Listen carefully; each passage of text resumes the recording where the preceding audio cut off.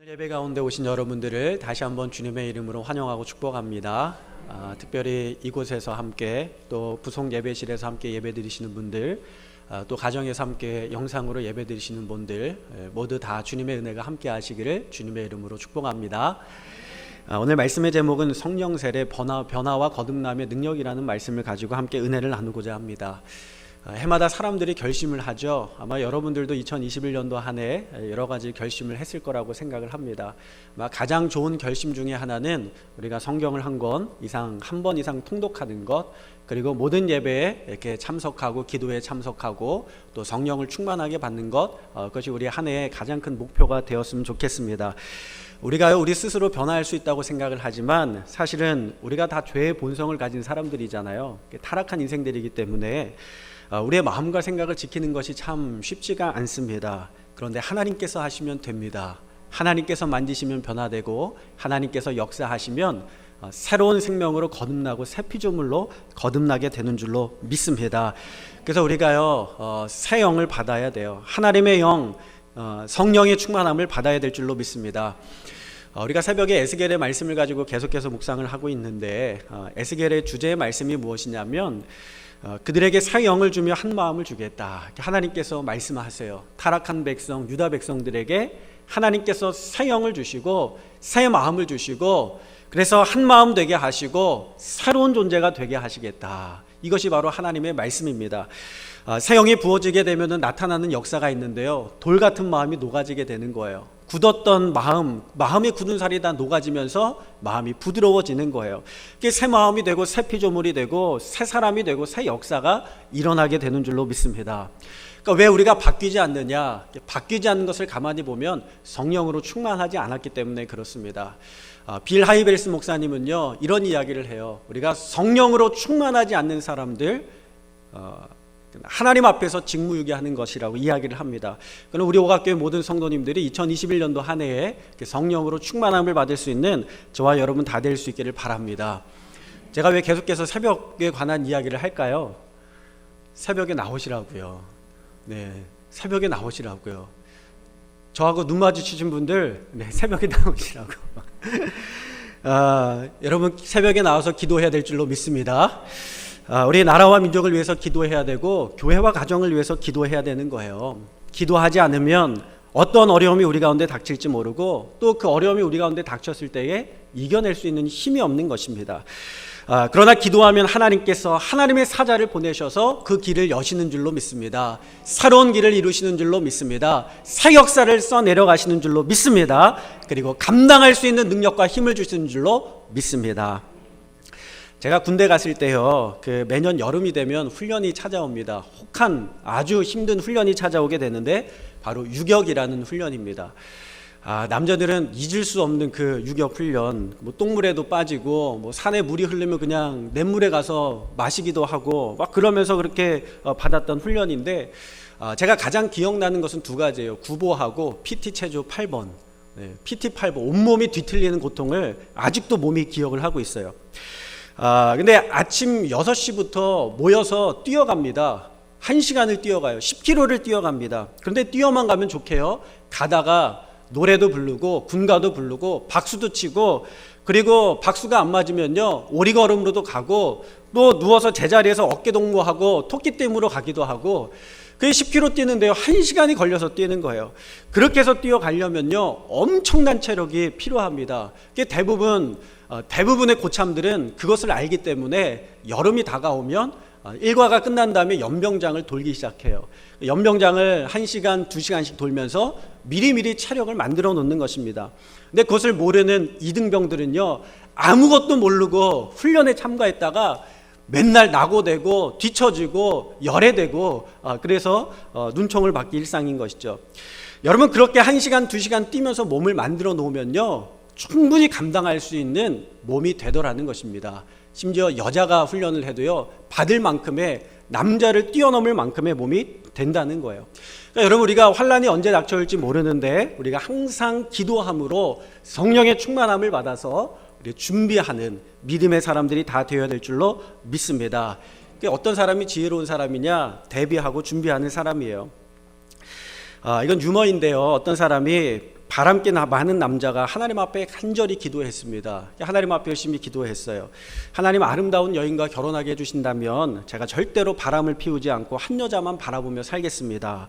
만약에 바람을 피운다면 하나님 저를 죽이셔도 좋습니다. 그런 간절한 마음으로 하나님 앞에 기도했더니요, 하나님께서 소원대로 아름다운 여인과 결혼하게 하신 거예요. 그런데 여러분, 3살 버릇 어디 가겠어요? 어디 안 가잖아요.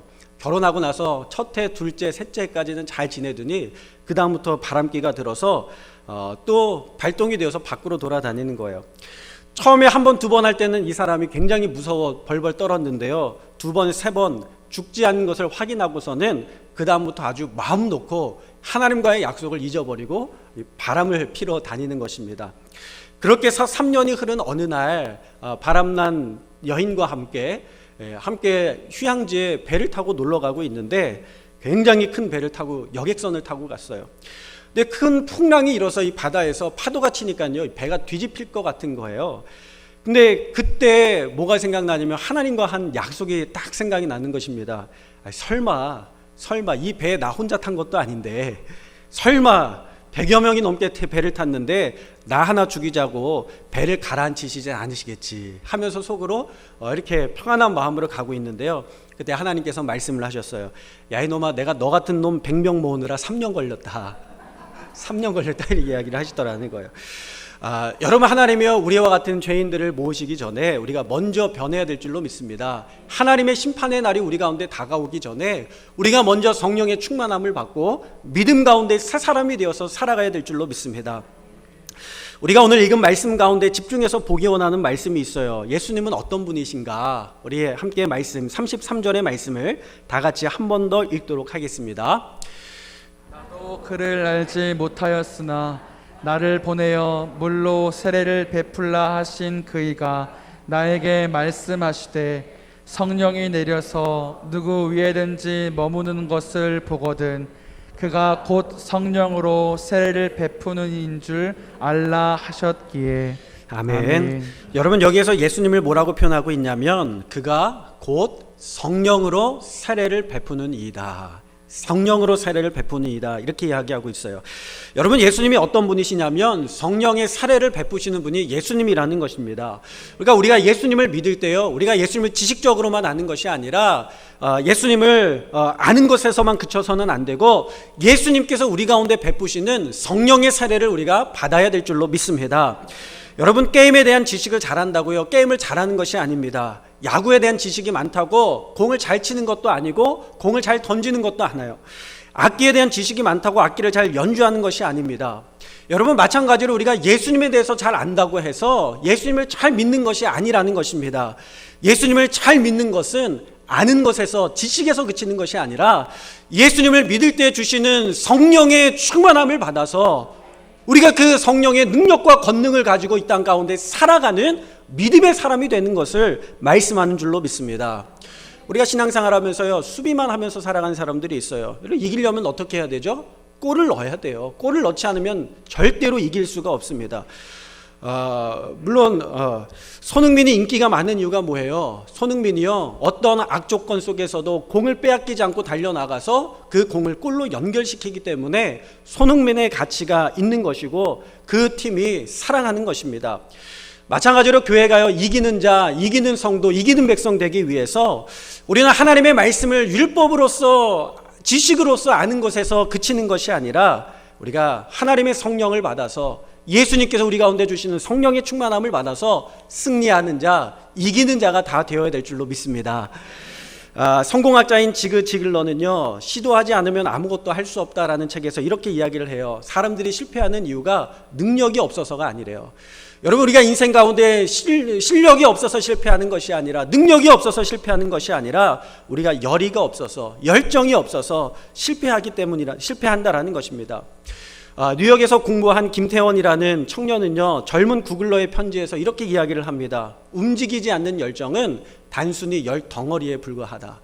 이 열이라는 것이요, 가해질 때에 능력이 나타나고 가해질 때 변화를 추구하는 것인데, 열 덩어리로 혼자서 그것을 가지고 있어서는요, 아무런 능력도 나타내지 못하는 것입니다.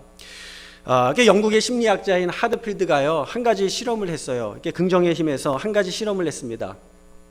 3명의 사람에게 그 악력기라고 하죠. 소나귀의 힘을 얼마나 세게 하는지 주게 하는 실험을 했습니다.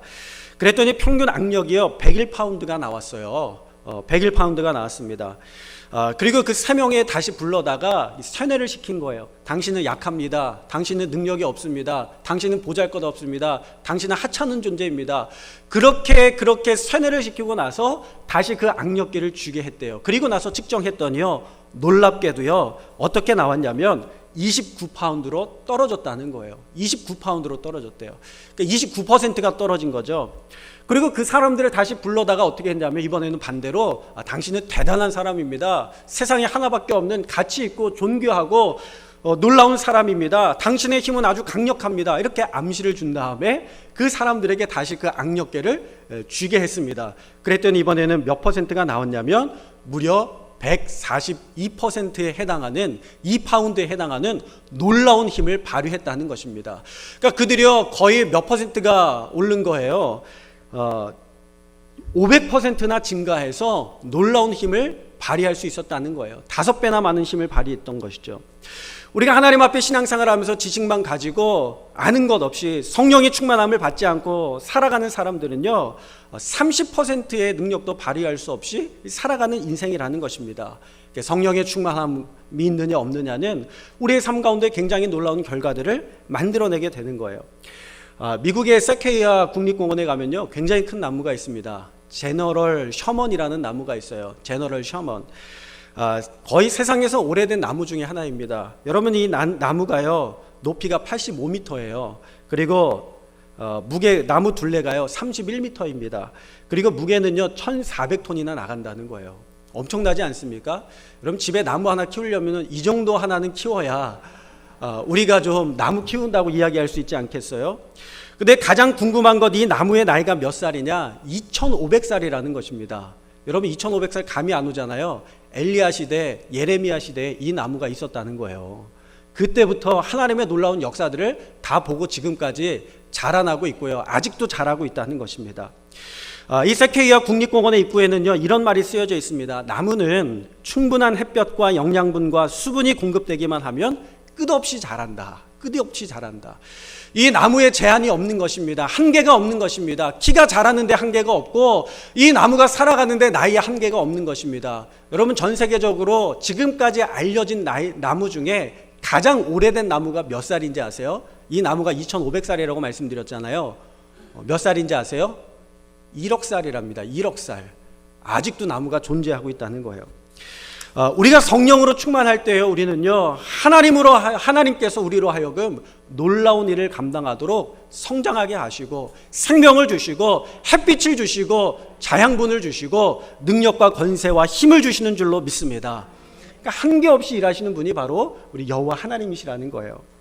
여러분 그런데 어느 순간 우리의 마음 가운데 열정이 사라지게 되고요, 열의가 사라지게 되고요, 소망이 사라지게 되고 꿈이 사라져버리게 되었습니다. 신앙생활 하는데 세상 사람들과 똑같이 되어져 가고 세상 사람들과 똑같이 생각하고 세상 사람들과 말하는 것이 똑같아지고 세상 사람들과 품는 것이 똑같아졌어요. 그럼 피카소의 그 그림 중에요 꿈이라는 그림이 있습니다. 혹시 한번 그림 보여주시면 좋을 것 같아요. 1932년에 피카소가 그린 그림이에요. 2001년도에 있었던 일인데 스티브 윈이라는 사람이 있었습니다. 이 스티브 윈이라는 사람이 아주 비싼 값에 그림을 하나 샀는데 바로 이 피카소의 꿈이라는 그림입니다. 얼마 주고 샀게요? 얼마 정도 주면 피카소의 그림이 값어치를 할 수 있을 것 같아요? 300억 주고 샀습니다. 그림을. 굉장히 비싸죠. 그가 이 그림을 산 것은요 이 그림을 굉장히 특별히 사랑했기 때문입니다. 꿈이라는 제목이 이 사람의 가슴을 울린 거예요. 이 사람이 처음에 이 그림을 봤을 때는요 빈손이었습니다. 가진 것이 없었어요. 그때 이 그림을 보면서 그가 꿈을 갖기 시작합니다. 언젠간 내가 성공한 사람이 되어서 이 그림을 사서 소유해야 되겠다. 우리 집에 가져가야 되겠다. 그런 마음을 가지고 그 그림을 찾아가서 틈틈이 보면서 그 그림을 소유할 만한 부자가 되기 위해서 최선을 다해서 온 열의와 힘을 다해서 그가 살아가게 됩니다. 그렇게 살다가 어느 날 마침내 그는 이 그림을 경매해서 낙찰받아서 사게 되는데 무려 그 값이 300억이라는 굉장한 가격이었어요. 5년 정도 그 그림을 소유했을까요? 뉴욕에 사는 코엔이라는 사람이 이 스티브 윈에게 전화를 했습니다. 내가 그 그림을 너무나도 갖고 싶은데 나도 당신과 같이 꿈이 있는 사람이요. 그러니 그 그림을 나에게 파시오. 하고서는 얼마를 불렀냐면 그가 산 값의 5배를 불렀어요. 5배면 얼마예요? 1,500억에 그 그림을 부른 것입니다. 굉장하잖아요. 300억에 샀는데 1,500억에. 그러니까 여러분들 혹시 주변에 그림 잘 그리는 사람 있으면 그거 하찮게 여기지 마시고 하나씩 다 모으세요. 언젠가 그 사람이 이후에 성공하게 돼서 그 그림의 값이 올라갈지 모릅니다. 여러분 그 그림이 1,500억이 되었어요. 이 사람이요 팔기로 결정을 합니다. 그런데 너무 사랑했던 작품이잖아요. 자신의 꿈이 있었고 자신의 인생이 있었고 자신의 삶이 거기에 녹아져 있잖아요. 그러니까 그 그림을 보내기 전에 그 값을 1,500억을 그가 받고요. 받고 나서 그림을 보내기 전에 그 전날 밤에 지인들을 다 초청했어요. 우리 이 그림을 보내야 되는데 우리 함께 파티를 하면서 보내자. 그리고 지인들을 다 초청을 해서 파티를 하면서요. 이 앞에다가 이제를 세워놓고 거기에다가 이 1,500억짜리 그림을 딱 세워놨습니다. 그리고 나서 그 그림을 자신이 얼마나 사랑했는지 막 손짓 발짓을 하면서 사람들에게 막 이야기를 하기 시작했어요. 그러다가 어떤 일이 발생했냐면 그만 막 손을 휘두르다가 팔꿈치로 그림을 딱 찢어버렸어요. 1,500억짜리 그림을 찢어버렸다니까요. 아무렇지도 않으세요? 여러분 집에 새 차 사면요 누가 와서 돌 하나만 튀어도 살짝 기스만 나도 막 불같이 화를 내면서 1,500억짜리 그림이 찢어졌어요. 여러분 이 사람의 마음이 어땠습니까? 이게 믿을 수가 없는 일이 벌어진 거예요. 그러니까 이 사람이 꿈이 찢어졌어요. 망가져 버렸어요. 무려 15cm나 찢어지게 되었다는 것입니다. 거기에 모이는 사람들이요 도저히 입이 벌어져서 할 말이 없었고 그날로 파티는 끝났고요. 다 집으로 나몰라라 하고 다 도망갔습니다. 그때 이 윈이라는 사람이 코엔에게 전화를 걸어서 이야기를 해요. 미안합니다. 꿈이 파괴되었습니다. 사고가 있었어요. 제가 꿈을 망쳐버렸습니다. 받았던 돈은 그대로 돌려드리겠습니다. 너무너무 죄송합니다 하면서 그에게 연락을 드렸어요. 이 그림을 찢어진 것을 바라보면서 이 사람의 마음이 너무나도 아픈 거예요. 자신의 마음이 찢어진 것 같은 거예요. 그 꿈을 포기할 수 없었어요. 그래서 전 세계를 뒤져서 그림을 복원할 수 있는 복원기술자를 찾는데 드디어 찾아졌습니다. 그 사람이 1년 동안 작업을 해야 되고 비용은 1억 원 이상 넘게 든다는 거예요. 자, 그 복구하는 데만 굉장히 많은 돈이 들었습니다. 그리고 1년을 거쳐서 그 그림을 복원하던 날에 감정사들이 찾아와서 복원된 그림을 바라보고 이렇게 이야기를 해요. 당신의 꿈이 이루어졌습니다. 이 그림은 완벽하게 복원이 되었습니다. 할렐루야가 나올 것 같은 그런 느낌인데 완벽하게 복원이 되었다는 거예요.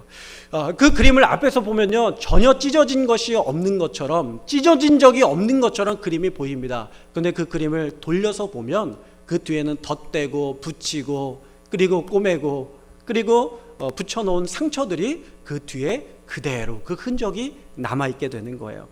왜냐하면 상처에서 복원되었기 때문에 그렇죠. 누군가가 저에게 그렇게 이야기를 할 때가 있어요. 목사님은 참 좋아 보입니다. 한 번도 어려움을 안 겪어보고 자랐을 것 같아요 하면서 저한테 이야기를 해요. 목사님 인생은 참 좋아 보여요. 목사님은 한 번도 어려움이 없었을 것 같아요. 그렇게 이야기를 합니다. 그런데 우리가 서로 비교할 때요 저 사람의 인생은 나보다 더 나을 것 같다, 더 편안했을 것 같다, 더 좋았을 것 같다 생각하지만 저 사람은 나보다 더 가진 것 같고 다 가진 것 같고 소유한 것 같고 어려운 것은 없을 것 같다는 생각을 하지만 여러분 누구도 상처 앞에 괜찮은 사람은 없습니다. 아무도 상처 앞에 괜찮은 사람은 없어요. 찢어진 그림과 같이 앞은 완벽해 보이지만 그 뒤를 돌아다 보면 그 안에는 꼬맨 자국, 덧댄 자국, 붙인 자국들이 수없이 많은 것이 바로 사람들의 마음의 모습이라는 것이죠. 고난이 있고 고통이 있고 우리에게 실패의 순간이 있고 남몰래 뒤돌아서 흘리는 그러한 눈물들이 그 눈물 자국들이 바닥에 우리의 삶에 가득한 것입니다. 그런데 우리의 절망은 거기에서 끝나지 않는다는 거예요. 그것이 끝이 아니라는 것입니다. 우리에게는 고난이 복이 되는 것입니다. 왜요? 예수님께서 채찍에 맞으심으로 우리가 나음을 입었고, 예수님께서 찔림을 당하심으로 우리가 회복을 입었고, 예수님께서 피 흘려 죽으심으로 말미암아 우리가 생명을 얻게 된 줄로 믿습니다. 그러니까 고난이 유익이 되고 고난이 축복이 되고, 고난은 다시 일어서는 하나님의 역사가 임하는 우리의 삶의 자리인 줄로 믿습니다. 여러분, 그림이 복원이 된 지 얼마 안 돼서 그림을 사려고 했었던 코엔으로부터 다시 전화가 왔어요. 내가 다 소식을 들었습니다. 다 보고 다 듣고 다 압니다. 그러면서 뭐라고 이야기하냐면, 내가 여전히 그 그림을 사고 싶은데 그 그림이 찢어졌다가 복원되지 않았겠습니까? 여러분이면 얼마의 가격을 부르겠어요? 반값으로 이렇게 쳐서 가져가지 않겠어요? 그거 찢어진 건데, 흠이 있는 건데 반값으로 주시면 제가 다시 사겠습니다.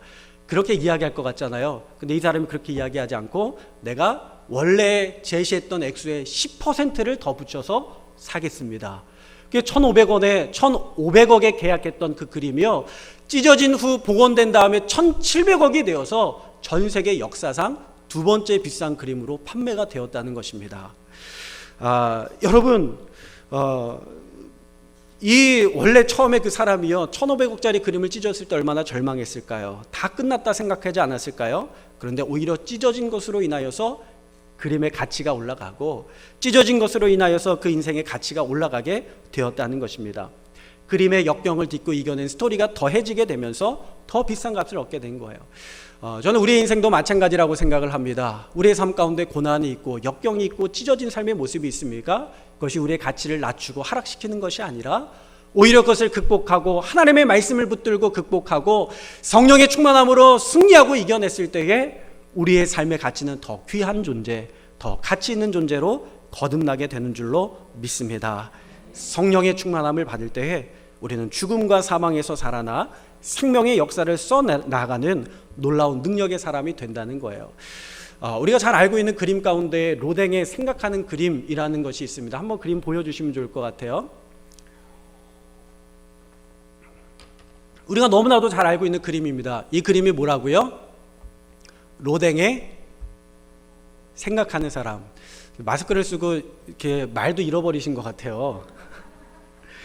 로댕이 생각하는 사람입니다. 앉아서 생각하는 거예요. 턱을 다 괴고 앉아가지고 모든 인생의 무게와 짐과 생각을 하고 있는 사람이지 않습니까? 근데 여러분, 이 로댕이 아니라 이 사람이 앉아서 어떤 생각을 하고 있는지 여러분 생각해 보신 적 있으세요? 이 사람이 무슨 생각을 하고 있을까요? 생각해 본 적 있으세요? 저 사람이 앉아서 무슨 생각을 하고 있을까? 미래의 변화와 세계 평화에 대해서 생각을 하고 있을까요? 아니면 어젯밤에 겉옷을 어디다 두고 왔는지, 핸드폰을 어디다 두고, 차키는 어디에다 두고 왔는지, 그거 생각하고 있는 걸까요? 여러분, 이 사람이 무엇을 생각하고 있다고 생각하십니까? 사실 이 로댕의 생각하는 사람은요, 로댕이 다음 작품을 만들기 위한 습작이었어요. 연습 작품이었다는 거예요. 그것은 무엇이었냐면 바로 지옥의 문이었습니다. 지옥의 문을 만들기 위해서 그 습작으로 만들었던 거예요. 지옥의 문이라는 위대한 걸작품의 윗부분에 보면요, 그림을 계속 보여주세요. 그것을 얹어놓기 위해서 만든 작품이었다는 거예요. 맨 위에 부분에 무엇이 있습니까? 가장 위에 새 악령이 있습니다. 악령이에요. 저 새 악령이 셋이 모여서 한 곳을 쳐다보고 있죠. 손가락질을 하고 있습니다. 그리고 그 아래는 누가 있어요? 그 문 중간에 위에는 로댕의 생각하는 사람이 그 안에 앉아 있습니다. 지옥문 앞에 앉아 있는 거예요. 그리고 그 지옥문 안에는요, 그 오른쪽에 그림을 보시면 아는 것처럼 그 지옥에서 고통하고 괴로워하는 사람들의 모습들이 그 가운데 작품으로 새겨져 있는 거예요. 여러분, 학교에서 가르쳐주지 않는 놀라운 이야기의 세계가 오늘 여기서 펼쳐지고 있는 겁니다. 로댕에 생각하는 사람이 거기에서 그냥 따로 조각품으로 있는 줄 알았지, 여러분 여기에 들어가기 위한 작품인 것 여러분 생각이나 해보셨습니까? 이 사람이요, 도대체 저기에 앉아서 무엇을 생각하고 있는 걸까요? 화장실에 앉아 있는 사람, 회사에 앉아 있는 사람, 집에 앉아 있는 사람 생각이 다 다른다는 걸 아시지 않습니까? 이 사람이 무슨 생각을 하는 것일까요? 아니요, 로댕이 이야기하는 것은요, 왜 사람이 저기에 앉아서 생각만 하고 있느냐, 주저만 하고 있느냐, 가만히 앉아 있느냐, 무기력하게 있느냐, 로댕은요 그것을 우리 가운데 지적하고 있는 거예요. 왜 예수 믿는 사람들이 예수님을 안다고만 생각하고 행하지 않고 예수님을 안다고만 생각하고 지식으로만 알고 성령의 충만함을 받아서 살아가지 않느냐? 여러분, 오늘 이것을 우리 가운데 지적하고 있다는 것입니다. 왜 가만히 앉아서 생각만 하고 있는 것일까요? 혹시 교회 모습을 말하고 있는 것은 아니겠습니까?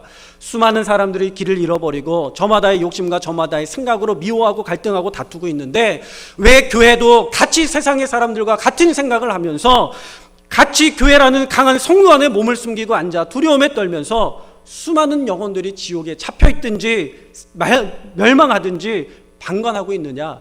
이것을 로댕은 우리 가운데 고발하고 있는 것입니다. 여러분, 교회가 세상을 바라보면서 두려움과 낙심에 빠져서 능력과 힘과 권세를 잃어버리고 무기력하게 앉아서 생각만 하고 있는 것은 아니겠습니까?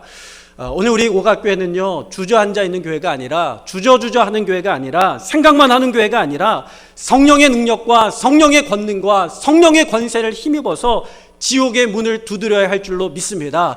앉아있는 자들을 일어나게 하고 병든 자들을 치유하고 악한 영에 사로잡혀 있는 자들을 악한 영들을 쫓아낼 수 있는 성령의 권세가 우리 가운데 있게 되기를 주님의 이름으로 축원합니다. 제가 바라는 것은 우리 오각교회가 예산에서 기도로 제일 가는 교회가 되기를 원합니다. 예배로 제일 가는 교회가 되기를 원합니다. 찬양으로 제일 가는 교회가 되기를 원합니다. 성령의 충만함으로 제일 가는 교회가 되기 원하고 사랑과 헌신과 전도로 제일 가는 교회가 되기를 원합니다. 믿으시면 아멘 하시기 바랍니다. 이 꿈을 꾸시면 아멘 하시기를 바랍니다.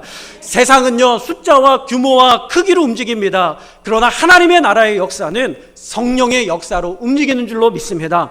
하나님께서 기도원 300명의 용사를 세우셔서 3만 명의 군사와 싸우게 하십니다. 여러분, 세상은요 숫자로 싸우는 거예요. 그리고 제가 학교에 다닐 때, 학창시절에 다닐 때요 17대 1로 싸워서 이겼다고 이야기하는 사람 절대로 믿지 않습니다. 그럼 싸워보시면 압니다. 2명하고만 싸워도요 체력이 다해서 더 이상 싸울 수가 없어요. 이 싸움이라는 것은 체력으로 하는 거지 않습니까? 이 체력으로 하는 건데 한 명이 3명을 어떻게 이겨요? 절대 못 이깁니다. 그런데요 하나님께서는요 이 300명이 3만 명을과 붙어서 싸우게 하신 거예요. 100배요. 100대 1과 싸워야 되는 거예요. 그 이야기는 무엇이냐면 세상은 숫자의 논리로 움직이지만 하나님의 나라는 숫자의 논리가 아니라 성령의 능력과 하나님의 역사와 하나님의 권능으로 움직인다는 것을 보여주신 줄로 믿습니다. 다윗이 골리앗과 싸워 승리하였습니다. 여러분, 이스라엘의 모든 군대가 나와서 골리앗과 붙었어요. 그런데요 쓰러뜨리지 못했어요. 근데 다윗이 나가서 골리앗과 싸워 이겼다는 것은 무엇이냐면 성령의 사람을 통하여 하나님께서 여전히 이 땅 가운데 존재하고 있는 골리앗들을 주님께서 쓰러뜨리게 하신다는 것입니다. 한 명이 1000명을 이기고 한 명이 10,000명을 이기는 것이 바로 하나님의 역사인 줄로 믿습니다. 여러분, 성령의 충만함을 받으면요 물고기 2마리 보리떡 5개로도 5,000명을 배불리 먹고도 남는 놀라운 역사가 우리 가운데 있게 되는 거예요.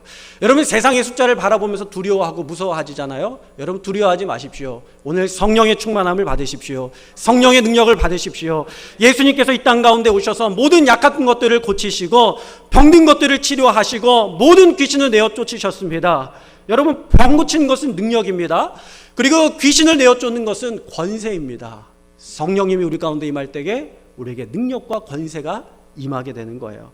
저는 이 성령의 충만함으로 놀라운 권세와 능력이 저와 여러분에게 있게 되는 믿음의 삶이 다 될 수 있기를 주님의 이름으로 축원합니다. 성령의 충만함이 될 때 어떤 역사가 있느냐? 우리 누가복음 1장 36절 한참 뒤에 넘기게 되면 누가복음 1장 36절에서 37절의 말씀이 있는데 함께 보도록 하겠습니다. 함께 읽겠습니다. 시작. 보라, 내 친족 엘리사벳도 늙어서 아들을 배었느니라.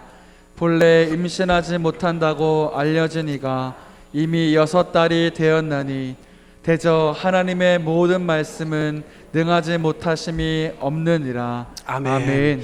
미국의 플로리다에 가면 호수가 있습니다. 아포프라는 호수가 있어요. 근데 이 호수에 어느 날 생태학자가 악어를 연구하다가 깜짝 놀랐습니다. 악어가요 재생산이 되지 않는 거예요. 악어 그림을 그리려고 하다가 놀라실 것 같아서 뺐습니다. 악어가요 재생산이 안 되는 거예요. 그러니까 번식을 하지 못하는 것입니다. 그러니까 왜 그런가 하고 조사를 해보았더니요 수컷 악어를 찾아볼 수가 없어요. 암컷 악어만 잔뜩 있어요. 그 왜 암컷 악어만 잔뜩 있나 하고 데려가 보았더니요, 이 수컷들이 암컷처럼 살아가고 있는 거예요. 그래서 수컷이 수컷과 교배를 하거나 심지어 직접 알을 낳기도 하는 수컷이 생기기도 시작하게 됩니다. 그러니까 소위 말하면 트랜스젠더 악어가 생겨나게 된 것이죠. 그래서 왜 이런 일이 벌어졌을까 더 조사를 했더니요, 문제는 그 지역의 환경 오염 때문이었습니다. 도시에 말라리아 모기가 많으니까 이 DDT라는 살충제를 마구마구 뿌려대기 시작했고요. 그것이 땅과 하천으로 유입되면서 이 호수에 모여지게 되었고, 이 악어들이 그 물을 마신 거예요. 그러면서 악어들의 몸에 호르몬의 문제가 생기기 시작하면서 모든 악어들의 생식기관이 파괴가 된 것입니다. 그러면서 불임 악어들이 태어나서 새끼를 재생산하지 못하게 되었다는 것입니다. 지금 대한민국의 가장 큰 문제가 뭔지 아십니까? 다음 세대입니다. 다음 세대예요. 이미 출산율이요 0%대에 내려와 앉아 있다는 것입니다. 올해 대학 입시하면서 대학들이요 난리가 났어요. 0.98이죠. 한 명이 한 명을 생산하지 못한다는 것은요, 인구 감소가 이미 2018년도부터 시작되었다는 거예요. 올해 눈앞에 보이게 됐는데 올해 입시하지 않습니까? 대학 입시를 했는데요, 지방에 있는 대학들이 난리가 났어요. 뭐 1점 몇 대 1, 2점 몇 대 1, 3점 몇 대 1. 3명 중에 1명은 들어가는 거라고 생각을 하지만, 보통 학생들이 8개에서 많으면은 뭐 15개까지 학교를 넣는 것을 생각한다면 3대 1은요 미달이라는 거예요. 심지어 대학들 미달되는 사태가 일어나게 되었습니다. 그래서 부산의 모 대학은요, 들어오기만 하면, 등록만 하면 장학금 주겠다. 성적에 묻지도 따지지도 않고 장학금 주겠다. 그런 사태들이 올해 벌어지고 있는 것입니다. 여러분, 이제 앞으로는 공부할 필요가, 그렇다고 공부할 필요가 없지는 않지만, 공부하지 않아도 대학에 갑니다. 왜요? 학생보다 학교의 수가 더 많기 때문에 그래요. 오가 초등학교가 제가 예전에 들을 때 2,000명 됐다고 들었어요. 초등학생이 2,000명 됐다고 들었습니다. 그럼 전교생이 몇 명인지 아세요? 전교생 50명이에요. 50명입니다. 57명이었어요 작년에. 근데 올해 50명이 되었습니다. 이미 많은 교회 학교들이 사라지고 있습니다. 저는 우리 오각교회 교회 학교가 계속해서 예배가 드려지고 있는 것은 정말 하나님의 은혜요 기적과 같은 일이라는 거예요. 근데 문제는 무엇이냐면요, 교회가 불임 상태가 되었다는 것입니다. 생산을 하지 못하고, 자녀를 낳지 못하고, 영적인 자녀들을 낳지 못하고, 예수님을 지식적으로만 알고 신앙생활하는 사람들이 너무나도 이 교회 가운데 많이 있다는 거예요. 여러분, 진짜 교회가 불임된 것은요, 여러분 인구 때문이 아닙니다. 제가 아까 숫자 말씀드렸지만 숫자 때문이 아닙니다. 우리가 성령으로 충만하지 않기 때문인 줄로 믿습니다. 아브라함의 아내 사라는요 나이가 많았습니다. 아브라함하고 10살 차이였어요. 이 아브라함이 연하하고 결혼했거든요. 10살 연하하고 결혼했습니다. 그런데 아브라함의 나이가 많았는데요, 아이를 갖지 못하는 거예요. 75세가 되어서 하나님 말씀하셔서 내가 너에게 아들을 주겠다. 근데 아브라함이 웃었고 사라가 웃었습니다. 아니, 하나님, 내가 태가 다 끊어졌고 월경이 끊어졌고 임신이 끊어져서 임신할 수 없는 나이가 되었는데 어떻게 내가 아이를 가질 수 있겠습니까? 하면서 사라가 웃었어요. 아브라함은 아무 문제가 없었습니다. 왜냐하면 하갈을 통해서 이스마엘을 낳지 않습니까? 그런데 문제는 아브라함이 아니라 사라의 태가 끊어졌었어요. 아이를 가질 수 없는 불가능한 상태였습니다. 그런데 아이를 가질 수 없는 상태에서 하나님께서 아이를 주시는 거예요. 생명을 주시는 거예요. 누가복음에 보면요, 예수님의 수태고지가 나오죠. 마리아보다 먼저 복된 소식을 듣는 사람이 있습니다. 누군지 아세요? 엘리사벳입니다. 제사장 스가랴의 아내 엘리사벳입니다. 이 제사장 스가랴와 아내 엘리사벳은요 나이가 많이 들었어요. 그들에게도 자녀가 없었습니다. 아이를 가지려고 노력하고 애써 보았지만 갖지 못했고요, 어느덧 나이가 들어서 더 이상 아이를 잉태할 수 없는 나이가 되었어요. 그런데 어느 날 천사가 스가랴와 엘리사벳에게 나타나셔서 뭐라고 말씀하시냐면, 내가 아들을 낳으리니 그 이름을 요한이라 하라. 하나님께서 말씀하시는 거예요. 이 사람들이 믿을 수 없었습니다. 제사장임에도 불구하고, 하나님의 말씀과 하나님의 뜻대로 살아가는 삶임에도 불구하고 천사의 말을 믿지 못했어요. 하나님, 말도 안 됩니다. 말도 안 됩니다. 그게 정말 사실이라면 하나님, 나에게 사인을 보여주세요. 그 하나님께서, 천사가 어떻게 합니까? 네가 아들을 낳을 때까지 말을 하지 못하리라. 이 제사장이 성전에서 나왔는데요, 말을 어버버 하는 거예요. 말을 하지 못하는 거예요. 그렇게 아이를 낳을 때까지 말을 하지 못하는 제사장이 되었습니다. 엘리사벳도요 임신을 해서 배가 불러오는데 사람들 앞에 숨었어요. 왜냐하면 믿지 못하고 의심했기 때문에, 부끄러웠기 때문에 그렇습니다. 그런데 하나님께서 말씀하시는 거예요. 마리아에게도 하나님께서 성령으로 잉태케 하시면서 보라 내가 잉태하여 아들을 낳으리니 그 이름을 예수라 하라. 성령으로 잉태하여 나온 분이 예수님이고 그 예수님께서 동일하게 우리에게 성령의 충만함을 부어주시는 분이신 줄로 믿습니다. 여러분, 우리 신앙생활하는 가운데에 우리가 여러 가지 어려움이 있는 사람들이 있습니다. 질병으로 인하여 고통하고 여러 가지 사업의 문제로 인하여 고통하고 자녀의 문제로 고통하고 관계와 갈등의 문제로 고통하는 모든 이들, 오늘 이 시간에 성령의 충만함을 받아서 살아가야 될 줄로 믿습니다. 성령에 충만하십시오. 성령으로 충만하면 끊어진 태가 연결되게 되고 생명을 잉태케 되는 줄로 믿습니다. 성령으로 충만하게 될 때 하나님의 불이 우리 가운데 임하고 생명이 잉태되는 놀라운 역사가 우리 오각교회의 새로운 역사로 쓰여지게 될 줄로 믿습니다.